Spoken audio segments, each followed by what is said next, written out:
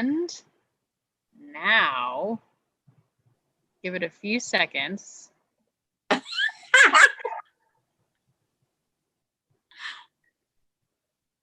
We're live.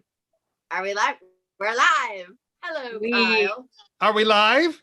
We are live. Go. Oh, go. we're live! We're live. Yes. Oh my God! Oh my God. It's technology things, Yeah, computers. We just had a little headache even about this because my nice, beautiful laptop did want to communicate right. The little interwebby things. And so now I'm on my stupid phone. But you look good. And I have a beer. I have this is my summer water, my Sauvignon Blanc. I see you didn't really try very hard with your background. I'm in my bed. Like I did. Like I got dirty pillows. Yes, you have a beautiful background. Hello, Kyle. Were you really in your bed? Mm-hmm. Wait, your bed? And what's funny is that I got dressed to do this, even though I'm in my bed. And actually all day I've been in my jammies. So, and if some of you may notice, well, no, not in the first episode. I'm giving things away about the second episode. Previews. As the costume designer for Tamarie Cooper's 2020 quarantine, I chose to put myself in pajamas for the entirety of the second and most of the third episode. This is what it's about. Quarantine, baby. Quarantine, baby. So tonight I'm addressing the 5 people who are watching. Hi, 5 people. I don't know how many. Anyway, Kyle and I are here for an Ask R16 anything. Ask me anything. So it's both of us, and I don't know why I agreed to this exactly. I mean, I know my life is an open book, and Kyle is quite frank about his life usually, especially if he's had some beers. But still, why did we decide to do this? This is insane. Okay, well, so I figured we'll get things started by bringing in a few guests to kind of get the conversation going. So let's start with Patrick Reynolds, who is the lead writer for me on these shows and has been my friend since the 1990s, back when we traveled by wagons. So bring in Patrick. Patrick Reynolds, ladies and gentlemen. That's him in. Yes, come on, Patrick. Oh, there's something happening. Wait. Wait. Oh, it's broken. Oh, it broke it.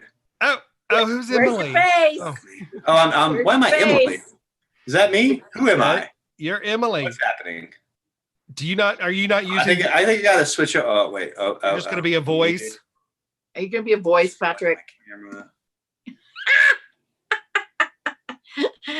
Patrick has been more behind the scenes. Oh, Patrick. Oh, Pat. No face. Patrick's been doing this for how long with you? I forget. What? I mean, I know that. All right, hold on. I'm on the phone with Ronnie Blair. I got to hang up. Hold on. Okay, so Patrick was in Tamalalia 2000. Maybe I'll keep running on the phone. I don't know. We just added a guy for the Tamarie show in 2000 who was like going to be like the transitional stagehand sort of character. And then we ended up giving him all this time on stage, and he totally ate up the stage. And I remember he rolled out a little choo-choo train of toast or something. Yes, and he ate an apple for like. Hello? No, we can't fucking see you. Anyway, so because you don't have your video on. No. Anyway, Patrick was an actor. He was in the IBP company. He did a lot of different shows with IBP. Then he went off and joined the circus, and he was a clown. And then he became super skilled in all kinds of sound, I believe, specializing stuff with Cirque du Soleil. And he traveled the world, and he has a wonderful wife who's super cool and a beautiful baby. And that's his story. But he started writing the Tamarie shows. When was that? In 2008. 2008, Tamarie Goes to Hollywood. We have an interesting question. Since Patrick is on the line, I think that you will appreciate this. What is the strangest thing that an audience member ever did while you were performing?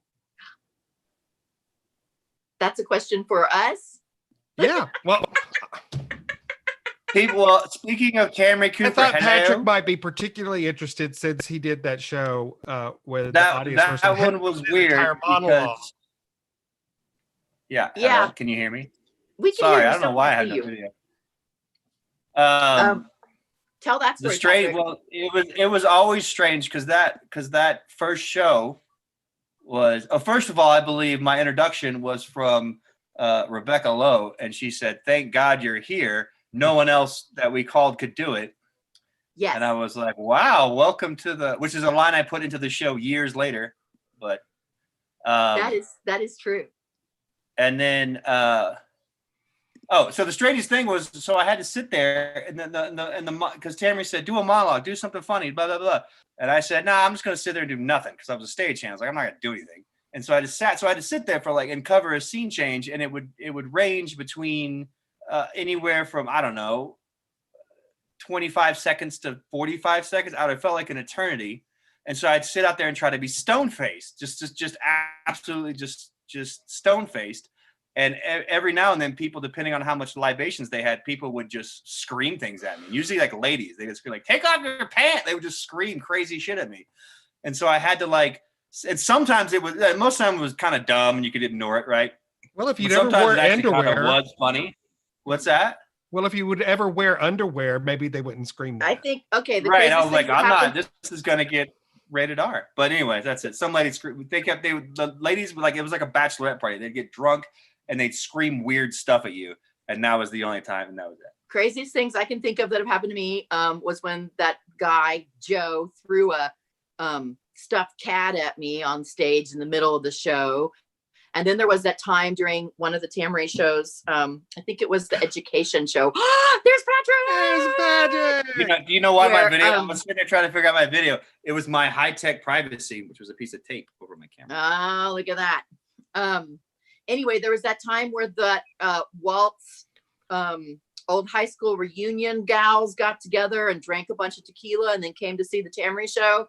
And one of them lost her mind and was screaming and stuff from the audience. And an old man in front of her got up with his cane and started trying to beat her with his cane. And they were having this fight in the middle of the show. And everyone was still supposed to be singing and dancing. That's when you were haiku. And everything just kind of stopped. And then finally, the lady got taken out. And I think they said on the way out, she'll be fine. I just gave her a bar of Xanax. She's just going to go sleep it off in the limo. But that was pretty bad. That was pretty weird. Okay, more questions. I think that we should bring in an extra special guest. Can we bring in Ronnie Blaine, ladies and gentlemen? Ronnie Blaine, is he here waiting for us? Ronnie Blaine, hello? Yeah, I can put Ronnie was here. Ronnie is no longer Ronnie here. is no longer in the waiting room. Blaine, All right. what's going on? You left he lost his opportunity. Sorry about What that. are there any more questions in the chat? Yes. What is your greatest fear when you hit the stage? Forgetting all my lines, I think, when you say Classic. Yeah. You better be. I still have dreams about that sometimes. Yeah. It happens still. And the older I get, the more I think it's going to keep happening. I had it happen recently in the play you directed, First Suburb, where there was one moment where I looked at Jeff Miller and I just went. Remember Jeff Miller going up in Trevor? He went up. Yes. It wasn't happening. I love He was just going. Well, let's see if we can bring in a different special guest. How about Noel and Karina? Are they there? Are they still in the waiting room? Making shit happen. That's what I'm doing with my fingers right now. Making shit happen. Bam, bam, bam, bam, bam, bam, bam, bam, bam, bam, bam, bam. Hello. Oh, there's Noel and Karina. Hey. Hey, What's up, guys. So Noel and Karina are the only actors that can do big scenes together right now in the city of Houston because they live together and they're married. So they will be doing all of the extensive love scenes for all theater in Houston. First question, what are you drinking? I've got some Pinot Noir. Oh, ultra something. Ultra Michelob Ultra Cactus Lime. Michelob. I still think Noel's secretly kind of little Why is there like shitty beers like Bud Light? They just put more What shitty is- stuff in it, like lime Patrick, and are you cactus and drinking? tomatoes. It's just fucked up. Are you drinking, Patrick? No. Yes. There. All right. He's having- there we go. See, you know what I miss right now? We all have our beer and our wines, but I do miss my craft cocktails. And I'd like to give a shout out to all of my favorite bars where I got wickedly drunk in the last couple of years, like Double Trouble and Shirley, Rudyard's. More than and one Lalo. person has asked the question, why are you so awesome? And I'm going to need them to be specific. Who are you asking? They must have been asking you. Oh, yeah, maybe. Well, you are, after all, Houston's best actor from 20. Supporting actor. Support, Was I supporting or was I lead? I No, don't you remember. were- Yeah. you were All right, best lead actor, actor. 2017. Yeah. 2017 best We actor. have Ronnie Blaine now. Let's bring him in. Lonnie Blaine. Lonnie Rain. Ronnie Blaine. Ah. Where is Yes. I'm on my phone. This is so sucky. There Okay. he is. There you go. Have you noticed that all the guys here, their Have- content Have- are women's names? It's their significant people. Yeah. Yeah, we gotta change that. There he is. Rename. I'm learning how to do this shit. What are you drinking? What are you drinking? Come on, guys. Oh, of course. You know what? You've been have chilling to- for Taco Cabana. You need some kickback from Taco Cabana for No all this. shit. I need an agent. I need an agent that's gonna contact Taco Cabana and be like, hey, we've gone up 35% in Harris County and the surrounding counties on these margarita sales. Let's kick back something. Oh, cool. So I was gonna say, Noel and Karina, do you have any ask me anything questions for any of us on this call? We do. We prepared There we go. some questions. well, this is. Oh, wait, we'll do this. Okay. This first question is a two-parter. Wow. First part, we'll address this to, I guess, to Tamarie. Yes, first. yes. So, Tamarie, is there anything that you can reveal about Kyle that you think that we don't know? The general public just doesn't know about Yeah. Kyle that Wow. you think they should know. Sounds like a yes or no and no specifics kind of answer Don't to get me me. out. That you don't know about him? The audience may not know that Kyle's actually really good at sewing or something. You know what I'm saying? Like, Kyle is really good at sewing. Kyle, let me think. What do they not know that you're really good at? Oh, Kyle, maybe you don't realize this. Kyle is a huge sports fan, yes. He is. which sometimes you don't think of with the people that are particularly fabulous in a certain way. But he is. He loves the sports and he loves giant televisions. Mm-hmm. So the I thought you were second- going to say giant something else. Yeah. Yes, he Television. loves. He was Okay, like, that was lame. More questions? Kyle, you have to now say something about Tamarie that we may not know about her. Yes, It's Kyle, really you have hard. anything that we shouldn't know about?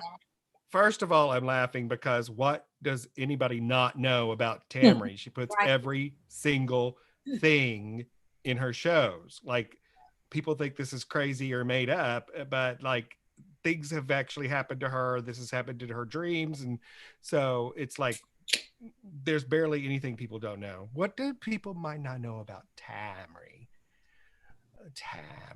Tamarie. She I can do this.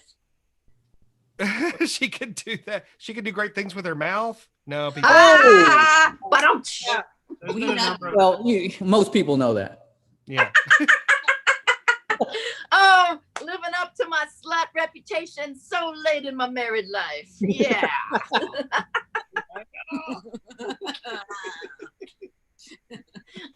I don't know, Patrick. Is there anything that we should know about you that people don't know? All kinds of oh things. man, you right? can write a book No, about that. don't open the closet. Don't Right. crack it open. Hells, And- fires, and demons. No. Let's Then see. nobody knows anything about me in the first place. So I can be like, my left Ronnie. foot slightly bigger than my right foot. I don't know.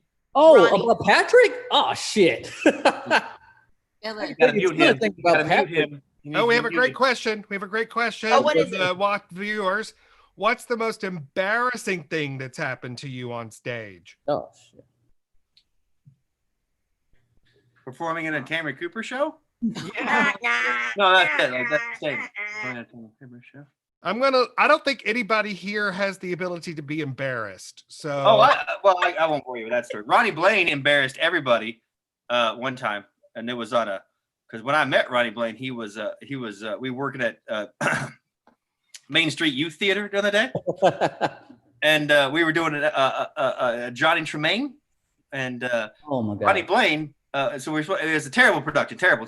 And Ronnie Blaine kind of looked like a 17th century Kermit the Frog because he's wearing all green for some reason, like crushed velvet.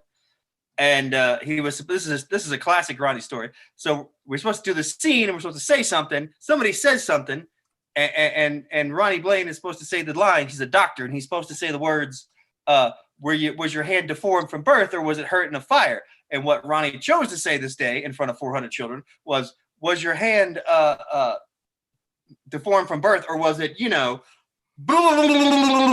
like that in front of like 400 children? And then it was supposed to go immediately to a freeze scene, like everybody freeze. And that's it.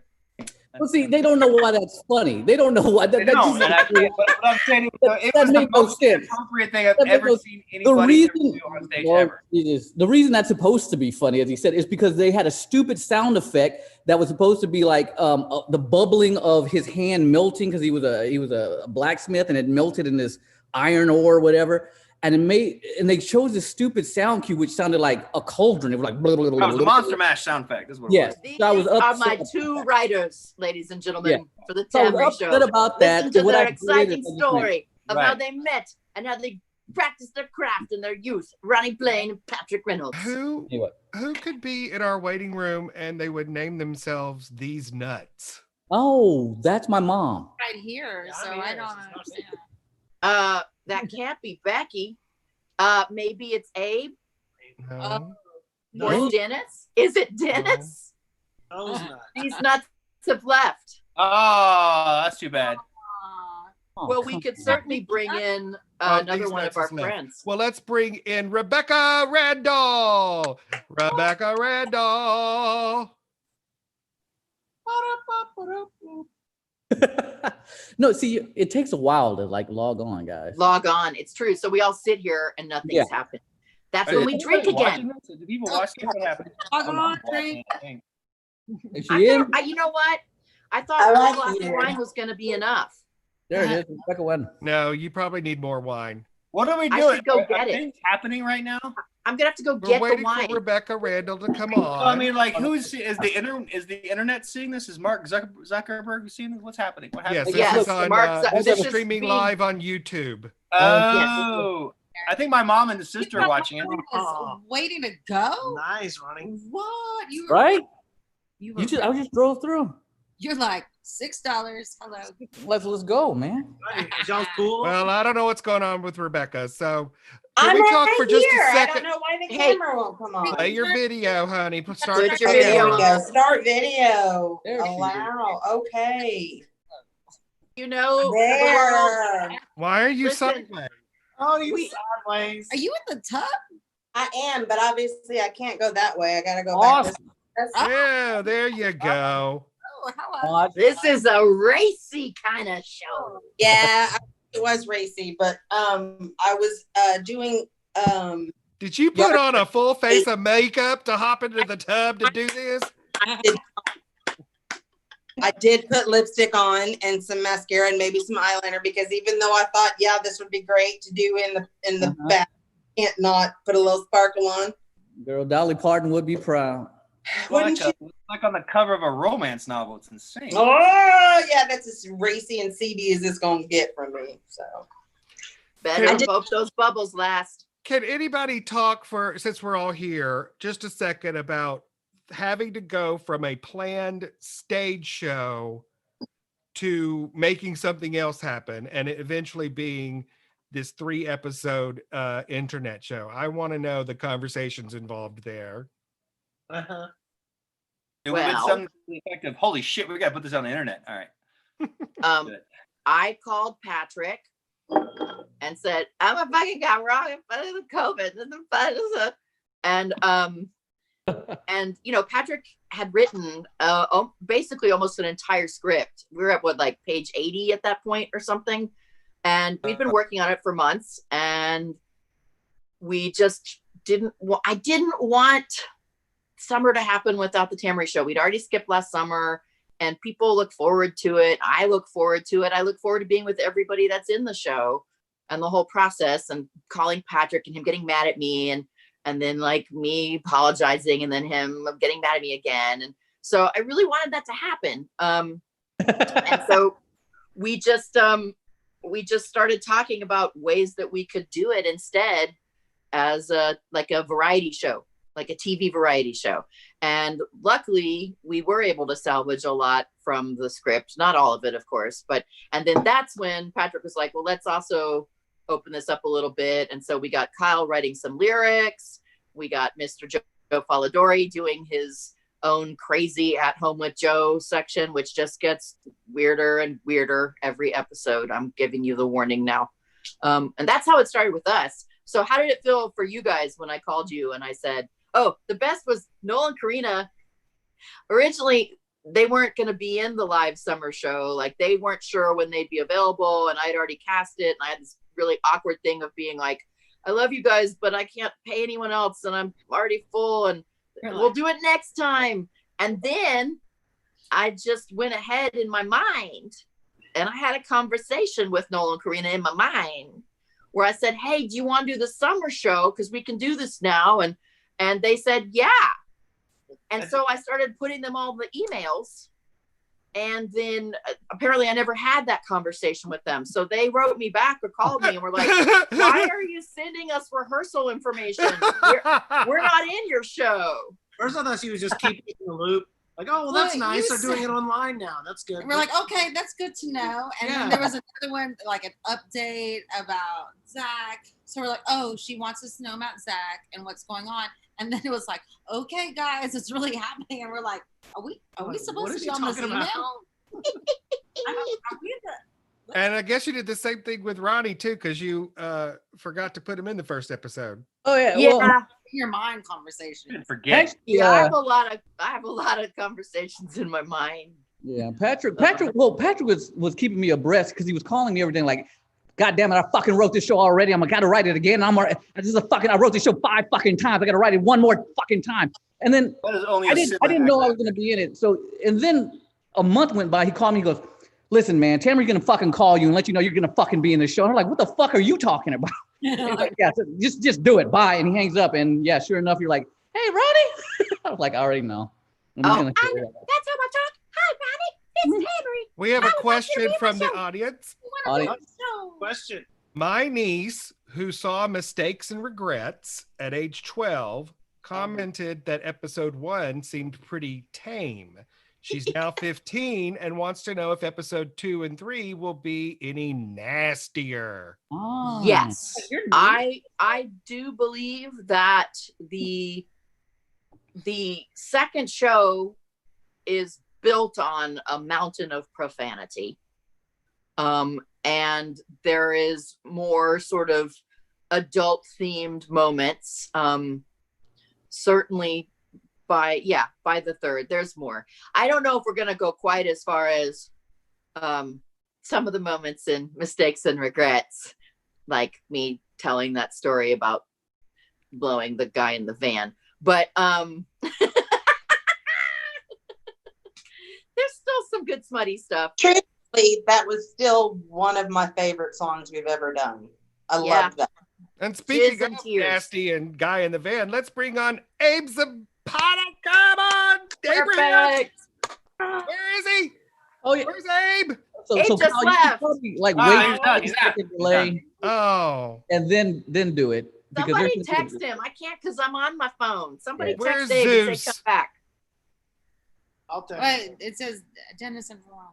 I don't know. But you're not supposed to give away, Karina, the guests that are waiting. Thanks a lot. I gave it We away. didn't plan this for a while. Everyone's talking at once. No, I'm gonna go get some wine. All right. Well, then let's bring on Mr. Dennis Draper, special guest. Yes, Dennis Draper. Did you time it? You did not time it right. God damn it, Kyle. just wait 10 seconds or something. There you go. And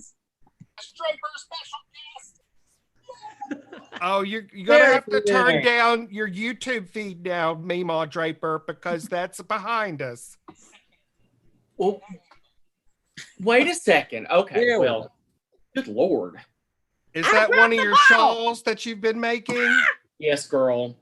So I am really glad that Patrick got his camera working because all these years I totally thought that was somebody else. It's not Santry Rush, no. No. Totally clears up a lot for me. You guys, Right. A lot of Santry, strange encounters. Now, yeah, I catch it. Santry Rush lives down the street from me. Yes, literally like 3 houses down.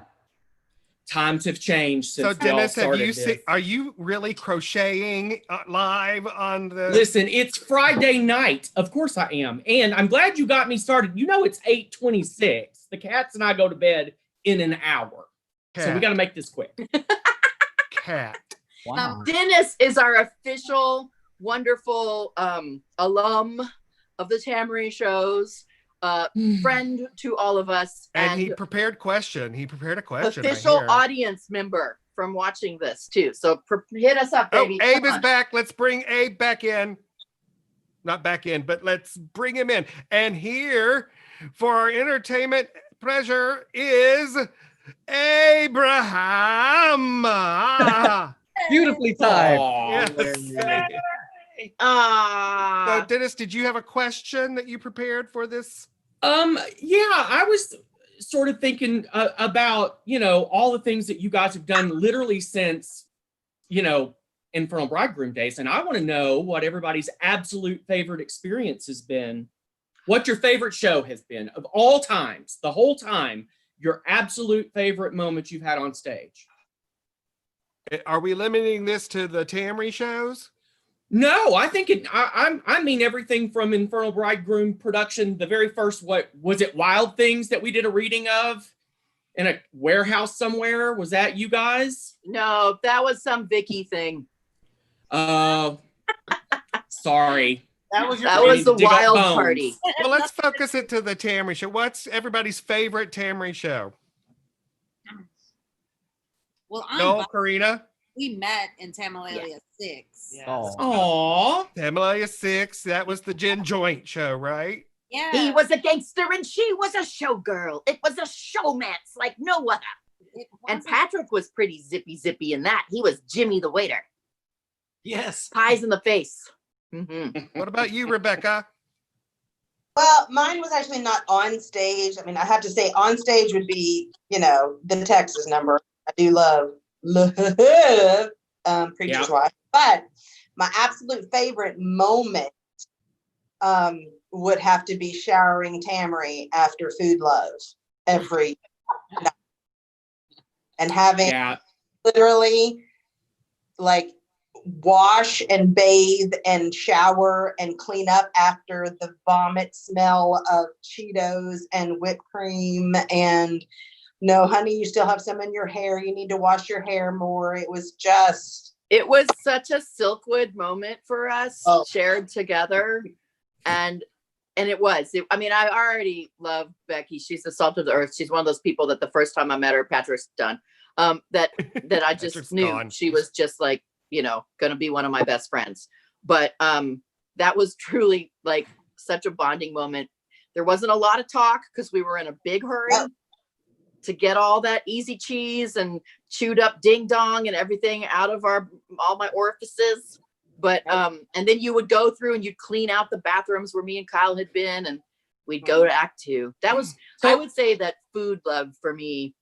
Well, who cleaned out your orifice the first time you did that?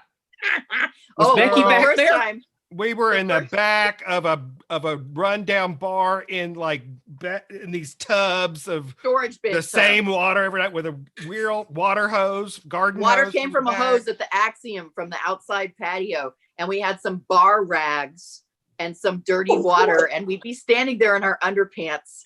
This is another one of my favorite moments of my entire career, standing with Kyle, because we only had to get it cleaned up enough to go out just for the final number, which was more of an encore bow. And we'd be looking at each other we crying from just the insanity of being covered in all that food slop in our buckets. And yeah, that for me, that's like a moment that will go with me forever, is that moment with you. What about you, Abraham? What's your favorite Tamarie show? Do you have one? Yeah, I think it's Old as Hell, just because of that huge Tamarie diaphragm that was on stage. That was probably my favorite. That was measured, accurately to I know. my size. Yeah. Well, Patrick, do you have a favorite one that you've written? Since you've written so many at this point? He hates them. I have two that are like. Words. What's that? My sister is texting me manically. Hold on, I've got to. I'll remind me to come back. What about you, Ronnie? Do you have one? My favorite moment, Kyle, is you and you know this, camel toe. That's all I have to say is camel toe, and it's a beautiful moment.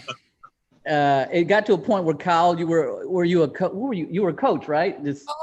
Female gym coach. Yeah. And they made him this. Was it made? Did they make that special? Yes, I still have it. And it does. And we did it again in the greatest hits version, and they made it supersized. It was made out of foam. And Tamarie was just in storage recently and had it with her. I was dabbing my face with it. So you who at home can rent the Kyle Sturdivant camel toe for a low price. Well, I have to say, one of my favorite, I don't know if it's my favorite show, but one of my favorite lines ever is the one where she went through time to the 30s.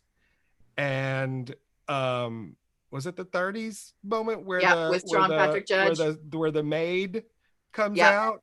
Benicia, Oh yeah. There's ghosts in the. There's a Mr. You got it. Patrick and Ronnie collaborated on that one. Yeah. So actually, I wrote. So yeah, that was what I'm.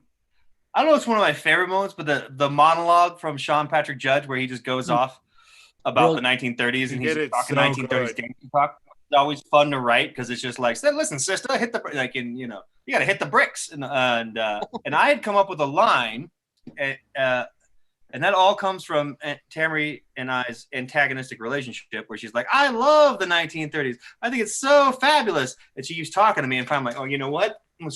So he's just talking about how horrible the 1930s is. And part of it is, which is always disappointing, which is true, is anytime you watch any of those movies, there's always that one uncomfortable moment where someone comes out and says something horrible.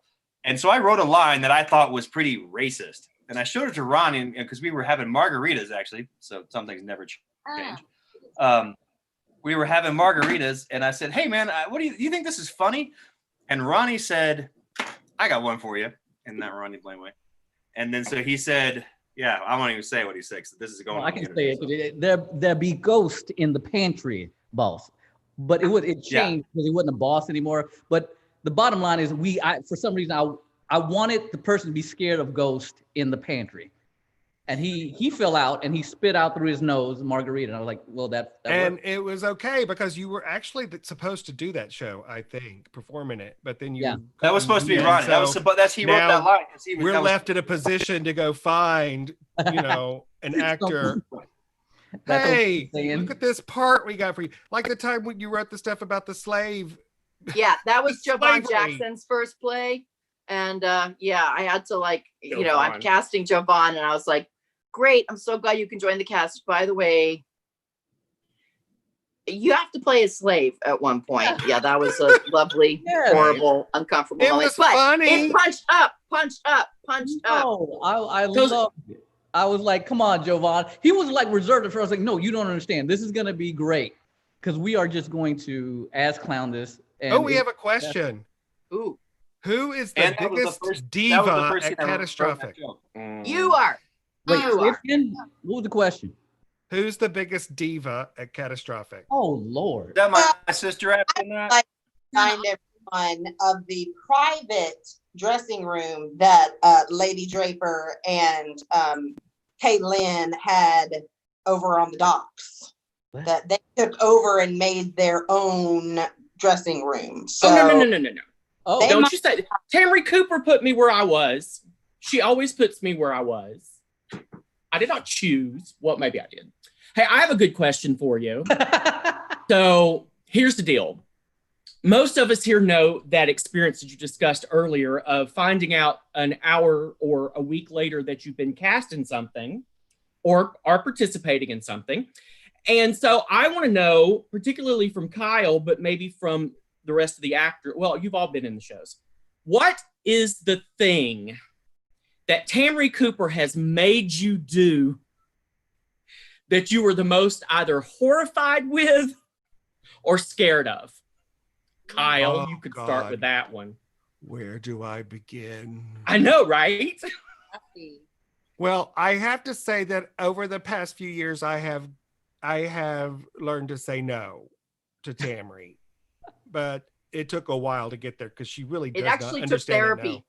It took you going into therapy. I went into therapy. To be able to say no. But the most recent one I could think of is that she said we needed to do a performance for this ritzy group in where were we? A hotel lobby performing for like these people at a fashion thing.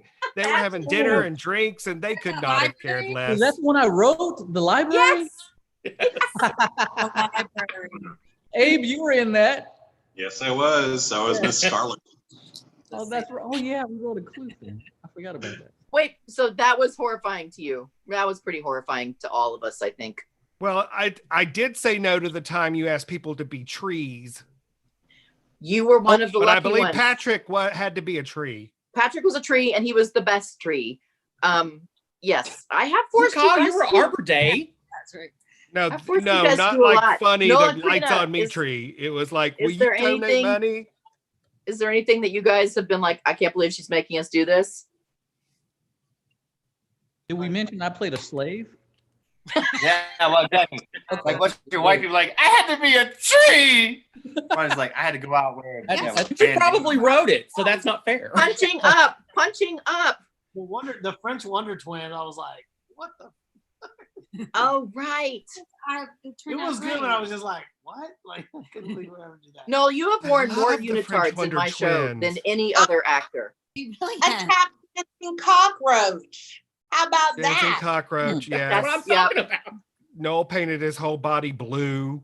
Oh, right. Yeah. What about Noel's a really holiday gone all out. turkey? Oh, Kyle, Yeah. the turkey. The turkey. The turkey How costume. can you She's forget almost turkey? killed me. It wasn't embarrassing, but there are many times where I've nearly passed out on stage from Yeah. stuff she's asked me to do. Yeah, easy. True. Almost died. Easy. Easy. Yeah, that's she once true. asked me to sing and dance. Oh, Actually, she did that several Rock times. that baby, Dennis. Rock that baby. Remember, it took me Rock about that 3 weeks baby. to get the box step. Still don't know it. Okay, so I have a And the question, flag guys. twirling was really good too. No, remember that time on stage where I decided towards the end of the run that I was going to sing along with everybody else for the first time, and that poor little girl that was in the show almost fell out? That was a bad There's- decision on your part. There's been a rule always. Been for Dennis, and we were like, I really miss Dennis right now. Yes. There's been a rule always that Dennis and Walt don't actually sing in the shows. Oh, Mr. Walt's there, Brian. Well, I think that's really funny because you always had me singing and put me in dance numbers. That's really weird. What Well, a weird thing. Well, I just you didn't say no hard enough. I like the realism have I ever? of real people doing musical theater. You know, that's my I had favorite fun. thing about it is that I get this amazing cast of crazies and you guys are all out there like just giving it your all, singing and dancing. And you look like everyone else in the world. You're not like these polished, like musical theater people. You We're know, You somewhere gotta- between amateur and professional. Somewhere in there. Very good. Very I'm not good. making my point right. I guess that would be my scariest thing, like having to sing with Jessica and Rachel, who are like, oh, and I'm like, oh, you paired me with them. Great. You did great. I made it through, but I was like, okay, let's do this. Oh, how about the memory, speaking of the 30s number, but going through 20s, 30s, 40s, 50s, 60s, and the costume changes, lightning running, going backstage all the way through the art gallery, back on stage over and over and over again. Remember Charlestoning and just like Yeah. You know, Well, we were- oh, Best moment. y'all, it makes me long for us to be back in the live theater. I am loving this new format, and I think there's so much we can keep doing this way. But I just started a boot camp because I realized that for 2 years now, we have not done the Tamarie show in the summer, and all of my muscle and cardio stuff has disappeared, and now my body is made out of easy cheese and rocks. Yeah. Like I am like a mess. I can't do even the simplest shit now. So these shows, when I made you all run around like that, it was actually for your health. Well, in the shows we did at the Axiom, that y'all, I mean, the air conditioner wasn't even working half the time in the summer. We were baking. I remember Dennis being in a snowman mascot costume, and we were about to start the show. We hadn't even started yet. And the AC thing on the wall said 82. Oh, we have a I question. remember that too. We have a question from the viewers, Fresh Dome. all 21 of them. Plural. Patrick, Oh. what was your greatest role in a show, and why was it cocaine and Tamarie 8?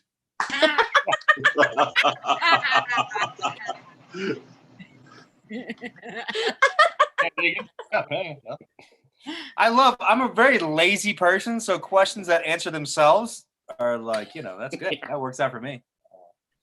That was I don't know. Yeah, that was a good one. I don't know. That was my great. Yeah, that was fun. That was a shit ton. Did you do some research or character study? No, actually, no. Actually, it's funny because you get people like I'm a pretty straight laced guy, but you get people after the show be like, hey man, I get you. I don't know, Patrick is just sort of naturally cocaine. Like his natural resting state in life is this level of mania and speed in his mind too. That is like cocaine without actually having to have cocaine. Look what liquor does to me. I'm all red. Speaking of scary stuff, ready to sit in my brain. There was adrenaline that actor Jeremy did. Like that was my part. I was like, well, I'll just write that for me. The second Tamarie show I was ever in, she made me learn how to tap dance. Oh yes, and you couldn't look down. You looked up like this. Really? I mean, this was back in the days though, where she really was casting like really it was. I mean, she cast her friends, but this was about friends, and so like I had to go from like not knowing how to dance really at all to tap dancing. I don't know how to tap dance. I look very weird. You were in a whiskey bottle. In a whiskey bottle, by the way, yes. Who all in this group actually saw the very first show at the Orange Show?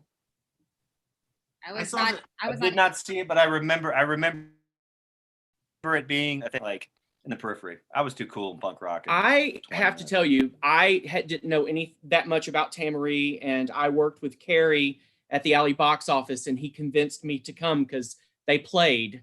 He was playing in the band. Yep, and you played on the roof. Most amazing experience. I think for me, having had little experience with anything other than, at the Alley or with school, I was so energized by that. And the only show I've missed in all these years is the damn bus show, and I still pissed off that I missed it. The elusive bus show. Yeah, Rebecca and I saw the Tamarie show for the first time together. Tamarie 3. That's my first performance on stage with Tamarie because I got pulled up because I was dressed appropriately. That's right. Yes, I was dressed in appropriate cocktail attire. Oh, y'all are making me all like mushy and smushy for all this old memories. We have a question for Abe. Yay. Did Abe write his own jokes each night, or did y'all write those for him? Yeah. So there was one standard joke, and I figured out a formula for it, and then I wrote a new one each night. So this start with the United States of Tamarie, and we've somehow worked that into almost every show. Yeah, because I started my first show. That was the first show I worked with y'all, and it was during the '30s gangster scene. I was supposed to come out and shoot Alyssa Levitt with a toy Tommy gun, and just because like, hey, just say a line, so we know, to do the sound effect cue. So I just came out every night and did a random line to cue the band and cue the sound effect. And I would just say random shit like, Avada Kedavra, Muggle, and shoot her with a Tommy gun. And it became a joke between me and the band and anybody who was like paying attention in the audience. And it just, every year something happened where I got to do my own line. So that Your was greatest one will be as cousin Tommy Theodore, Timothy, whatever. Yeah. That one. That was like you had the floor. After you do the show a number of times, one of the greatest pleasures is trying to make the band laugh because they've seen the show as many times as you have. And when you do it, it has this Carol Burnett kind of feel to it, Saturday Night Live feel to it, connection with the audience. And you learn over time who can improv off the script and who cannot. Yes. I am not an improver. Just give me the Yes. There was one Tamarie show. I think it was Tamalia 8 back with IBP. Tamarie Goes to Hollywood, where it was like closing night, and all the actors, there was mutiny, and they all decided that they were going to all improv the way that Kyle can do. Patrick's great at it.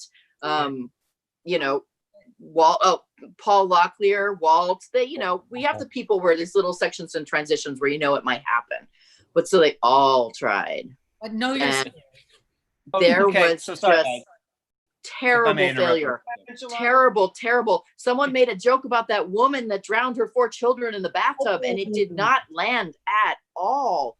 And I remember running off stage for a costume change and being like, gotta tell those fuckers to stop fucking improvising. And so that was not so good. So I feel like now people really, we know it's like the people who are sort of sanctioned to have those moments. I mean, certainly Kyle and I kind of have this thing of trying to crack each other up on stage. That certainly has happened many a time. And it actually, we can't capture it on the videos these ways, but when we were taping things for the show, there were moments where we both were cracking each other up. It's true. Maybe we'll have a bloopers reel. Oh, that's a good one.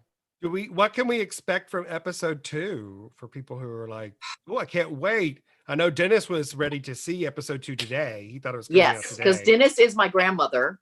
And as you can see with his knitting and going to bed soon and the kitties, Dennis does not understand the computer very well. And so he, on the first episode, waited all day for it to start at 6:30 and then the poor 7:30. I thought it started at 7:30. 7:30. And then this time he thought it started today. So we got a frustrated Marco Polo message to me and Kyle from Dennis saying, I am sitting here waiting for my password and it has not come through. So he's here with us tonight instead. But barely. I would say that episode 2, the show, episode 1 really shows us all sort of first understanding that we're stuck in this quarantine, right? We have the songs about feeling alone and just what do we do, and the horrible actors doing their musical theater in the midst of all of this catastrophe. Episode 2, the frustration and a little bit of the craziness starts to set in. And then episode 3, we've lost our minds. That's my preview. And there's an 80s number. What? For whatever mind we started out with, goes worse from there. Goes away. It goes off the rails. Talking cereal boxes, God, the whole bit. So somebody asked something. If you had unlimited funds, what would the next Tamarie show look like? Like as a live show? Unlimited funds. You know that I've always had this thing about like parades and pageantry, right? So there would be some serious Radio City Music Hall kind of massive numbers, massive dance numbers. I would have everyone who I love and adore, all on stage, and there would be flying Esther Williams things. moment. Don't forget about the Yes, Esther Williams. I've had it, you guys. I have had this vision was since when I dinner. first started working with Noel of a Tamarie show that took place in water, a water ballet. And in my mind, every time I say water ballet, the first thing I see is Noel coming out of the water with the sparkler headband all lit and the sparklers in his hand rising up with the hydraulics, like out of the water. So we'd have all of it. We'd have the greatest spectacle. Just like tying it all in with Patrick and the circus. There you go. Wow. Patrick, if you had unlimited funds, what would you write for us? Oh, what would I write? I think the question was, what would it look like? And it'd probably be all you people away from me and me in a mansion bunker somewhere. That's so sweet. Thank you so much. I don't know. If we had unlimited funds, that's a big thing. Well, we've done, Tamarie's done the Orange Show, which was kind of outside. She's done the bus. Yeah. She's done, back room theaters with no air conditioning. She's done art houses, and now she's done professional theater houses and online. So like, what's the next ultimate iteration? You just come into somebody's house and you go room to room, or dinner theater. What I would do with unlimited funds, actually, honestly, I'm coming back to that. I'm sorry. I would actually just pay everybody more.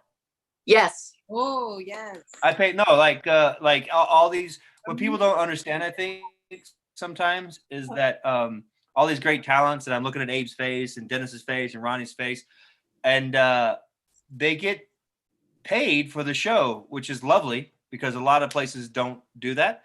But if you broke down per hour, or like anybody would do, I think it's less than a quarter. It's nothing, and they do it out of love, and they give their all. And I think if people, this is always the impassioned speech of like, when a theater like Catastrophic comes out and says, give us money, it gets, we hear this a lot, but really, these people should be compensated for what they do, and they should, and they bring us joy, and they're smart and they're talented, and I've met some of the smartest and most talented people that I'll know in my whole life, and I've been all over the world, and I still come back to Houston, Texas, and go, the funniest moment I've seen was Abe doing this pirate thing, or Abe making up this line, or Abe, or anybody who as the writer who gets a line, which I call them like throwaway lines or moving along lines, and they're just background characters meant to move the thing along, and they turn it into something that makes the whole scene. And that's my favorite part, was these lines that were just this, like Becky in the $10,000 Pyramid. It was just a character that was supposed to move the thing along. It wasn't, if it was funny, great. If not, but it's really just supposed to move the thing along. And she turned it into the highlight of the thing. And all of a sudden, Tamarie Cooper and Frederick Nietzsche, who I think are the funniest people of the scene, kind of get brought down. And these two characters that have the same line over and over and over again become the funniest thing. And I go, that's something special. So if I had unlimited money, the first thing I would do would be spread it around to all these people who have been working so hard for so long. That was the right answer. That was the right answer. Wow, really pulled the string on that one, didn't we? Patrick, are you aware of what the table is like when we read the scripts for the first time, and how we all go, oh, Patrick, oh, Patrick, oh. He never believes me. I tell him how funny he is and how much everyone loves him. And he's like, you're lying, I don't believe it. You're just going to ruin my words. It's true though, Patrick. Everybody loves your writing. Writing is great. And we love you, Patrick. Well, I think one of the things that makes it so great is that we have known each other for so long, and we went through crazy times. I first met Patrick when we were both hanging out at the Axiom, which was Catalhayuk at the time. And just, you were what, all of like 20 or something. I don't know. You and Dustin sitting around drinking smart drinks and coffee, and you had really long hair.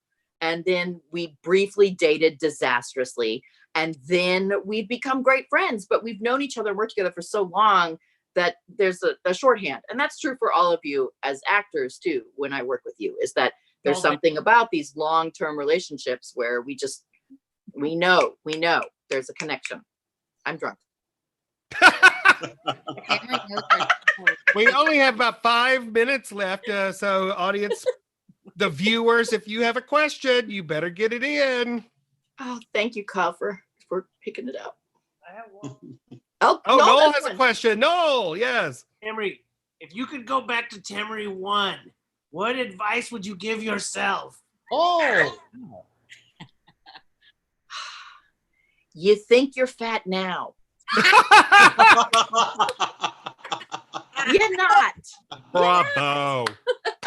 Bravo. Yeah. That's a perfect way to end it, right? Great answer.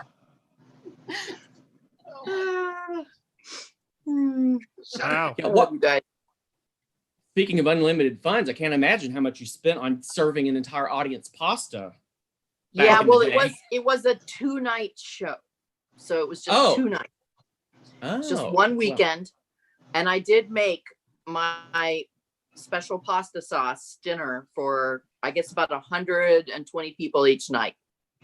So good. Wait, you did pasta, and then you also did toast. I did a caponata dip, and back in the days when like the liquor was like being slung everywhere and TABC didn't book things the same way they do now, we got all this free liquor for the Tamarie Cooper cocktail show. So we had just Smirnoff vodka all over the place. And my friend worked at Whole Foods and she was the marketing person. So she was just like chucking food at me and mixers and things. So we were just like, have some food.